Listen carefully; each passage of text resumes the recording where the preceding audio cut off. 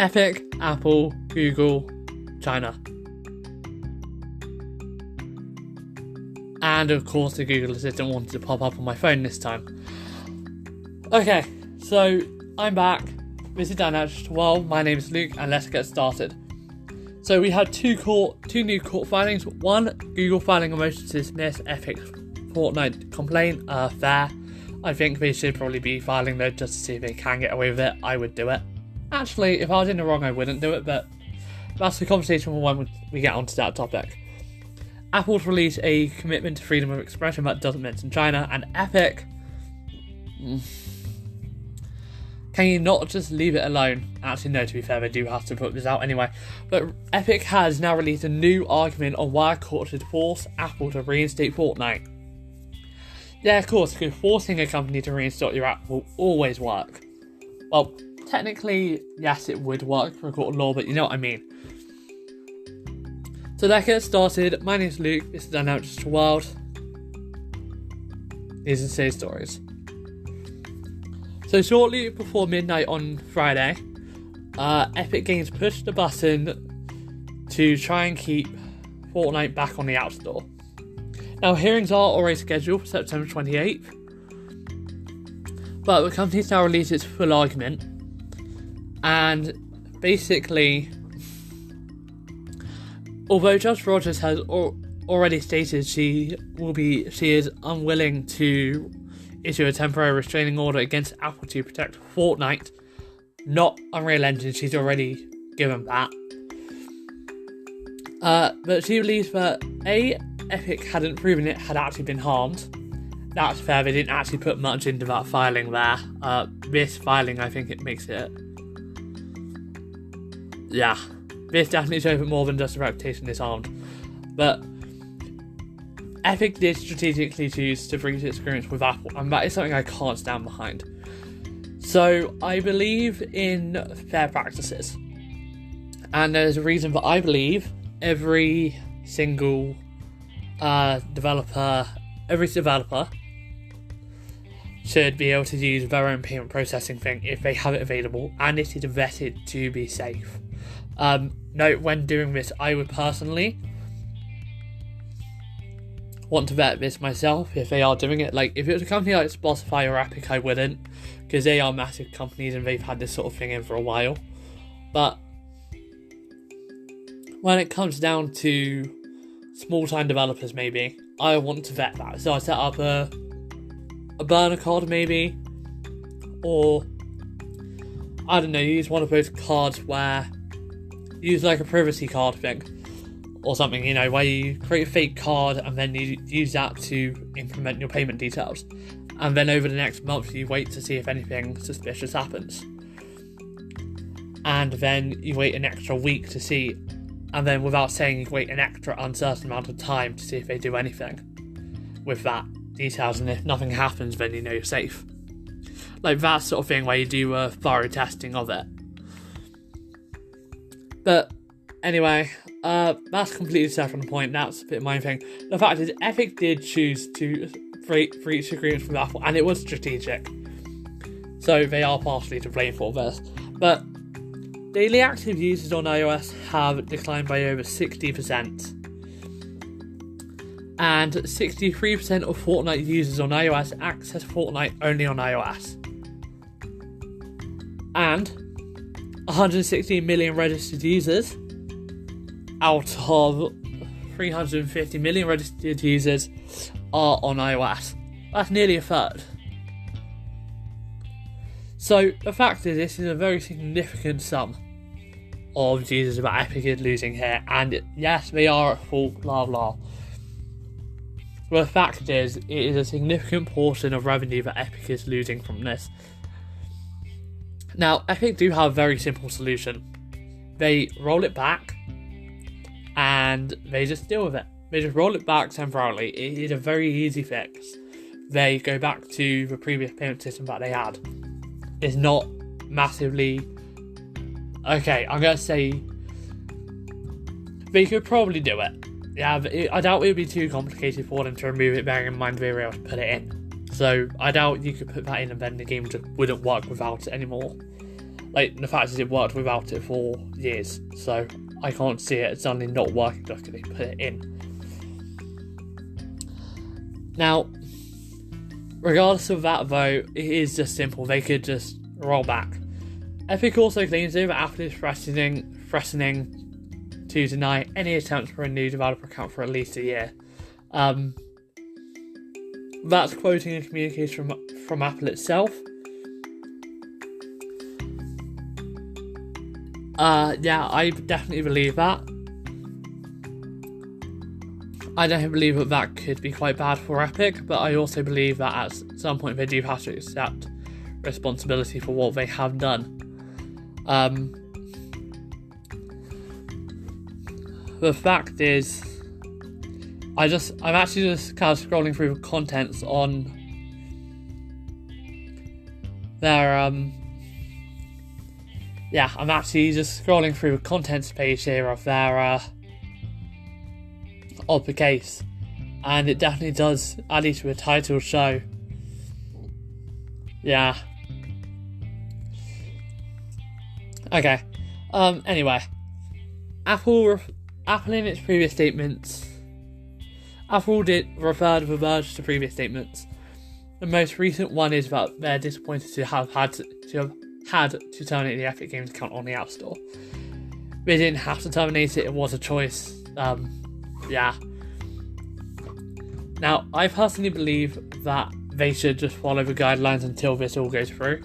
Like, if the injunction went through, even with them following it, then even if they did make the change, it wouldn't be able to be banned. Like, it would work. But the fact is, you wouldn't get an injunction if you were complying with the rules and you were available.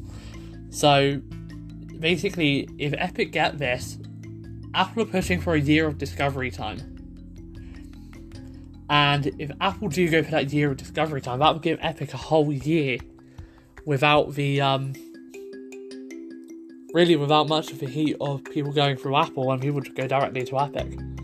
Epic's getting the same amount of money as well. It's not like they're financially benefiting or getting anything extra. They're just charging customers less. Like, I don't have a problem with this. Let's be clear about that. I don't have a problem with Epic charging customers less. If I can pay less, I'll pay less.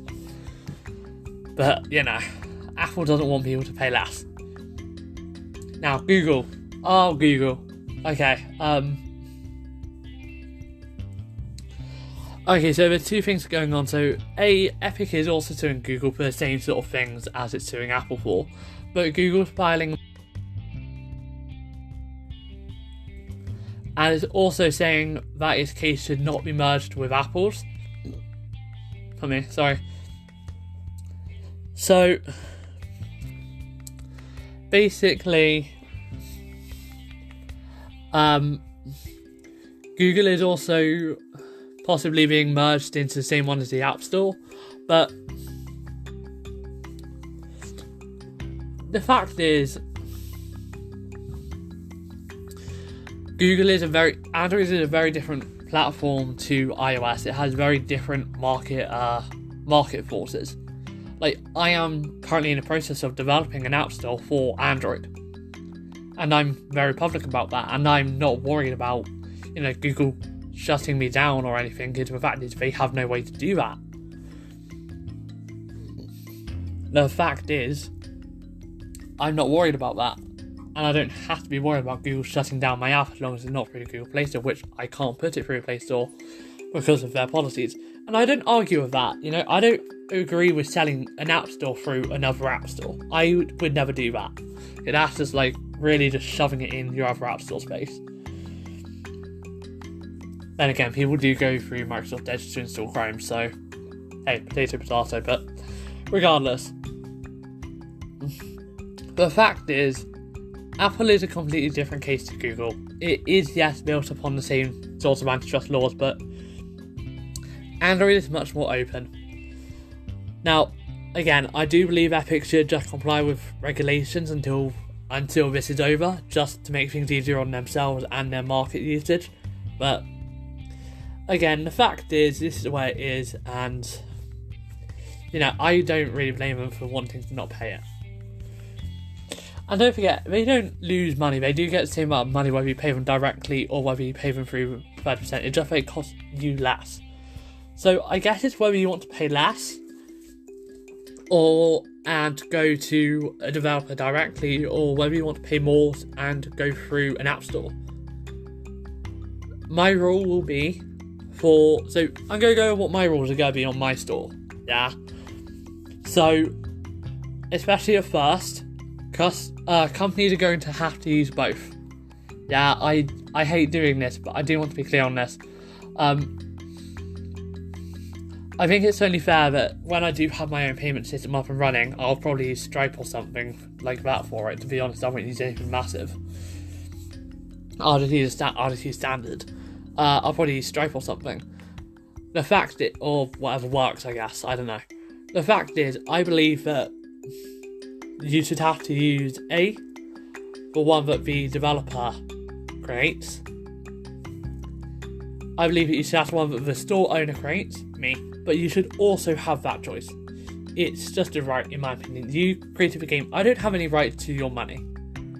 And so you should be able to present your people with the option of going directly through you and paying less, or going through me and customers paying a bit more. Oh, but the thing is, so whatever percentage I end up taking, I'm not too sure on that yet. That will depend on just what I decide when it comes to it. Whatever percentage I decide to take it from, that's what you have to decrease the price from. Just so that it is, you are literally just decreasing it by whatever you would lose.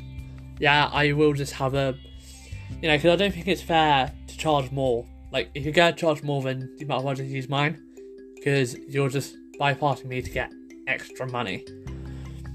I don't know, I'll think about it. I might just say, yeah, use your own and charge more, but the fact is, about to make more people pay me, so they're not really intended to do that. Anyway, let's go on to Apple again, and oh my gosh, okay, so let's go on to a bit more background here quickly. Just finish off that very quickly. Basically, Google's trying to dismiss the Fortnite antitrust complaint for themselves and opposes merging its case with Apple's. Fair play, both of those are. Well, opposing merging its case with Apple's, yeah, I would oppose that. Dismissing the complaint, kind of, there is a bit more of a basis for it. Let's go on to Apple, freedom of expression, and China. So for the last few years, the company basically just done whatever Chinese government asked it to. So that's just the way it's worked, and that's the way that they've complied with authorities. Yeah. Now, not many companies actually still do rules in. Not many companies do business in China. I believe Google has stopped doing business in China altogether, as far as I'm aware. They may have a China-based office. I don't know how Google China operations work, but I believe they don't have any products in China, maybe apart from Android, but I don't believe the Play Store is available. Just the open source variant of Android that Huawei is using. So, I guess you could say we have business, but it's kind of complicated. I don't believe Samsung have a business in China either. They may, they sell their phones, but, they don't have factories or anything in China. And they don't explicitly bow down to Chinese regulations. Basically, though, Apple completely just bow down to the Chinese government. For years they've done this, and they released a statement on freedom of expression. Now, it's a 4-page policy, and it basically documents that they commit to, quote, respecting the human rights of everyone whose lives we touch, including our employees, suppliers, contractors, and customers, end quote. Now, it doesn't cite a particular country, but it does say it. And according to Apple's policy document, the approach is based on the United Nations Guiding Principles on Business and Human Rights. Apple says that it will continue to follow censorship laws in countries where they exist, because, quote, and this is their statement, start, quote, we work every day to make quality products. including content and services available to our users in a way that respects their human rights.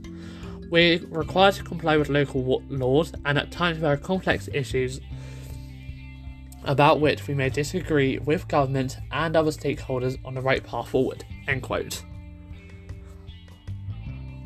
Now, Apple has a very significant Chinese customer and manufacturing base.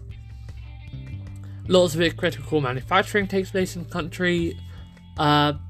It's revealed that it removes apps from the App Store in China after the Beijing government demanded it to do so.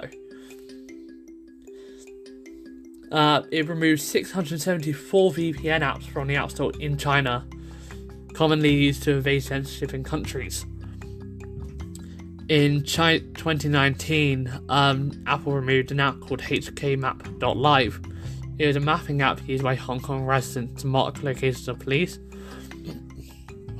And just last month, Apple removed thousands of games from the Chinese App Store. Apple has shown, this is going on to my opinion a bit here, Apple has shown a complete willingness to go by local laws, and I don't agree with the laws China have in place. And I don't believe Apple should be doing business in the country personally. If they're not, I believe it's different. It's different. Samsung do business in the country, but it's different. They're not super bowing down. And China has a massive user base in that country as well. Samsung doesn't have much of one. And regardless of that though, Apple just shouldn't be... I can't agree with any company bowing down to it. So I believe they shouldn't be operating, especially with the amount that they do. They manufacture there and sell there. Anyway, that's my hot take on that. Sorry this episode has been a bit of a dud. No, it hasn't. Screw that. It's been a really good episode to do, actually. I'm glad to be back. I'll have one more episode for you tomorrow, and it will only be every weekend, just due to timing constraints and everything I'm experiencing right now. Thank you for listening. My name is Luke. This is Down That World, and I'll see you in tomorrow's episode.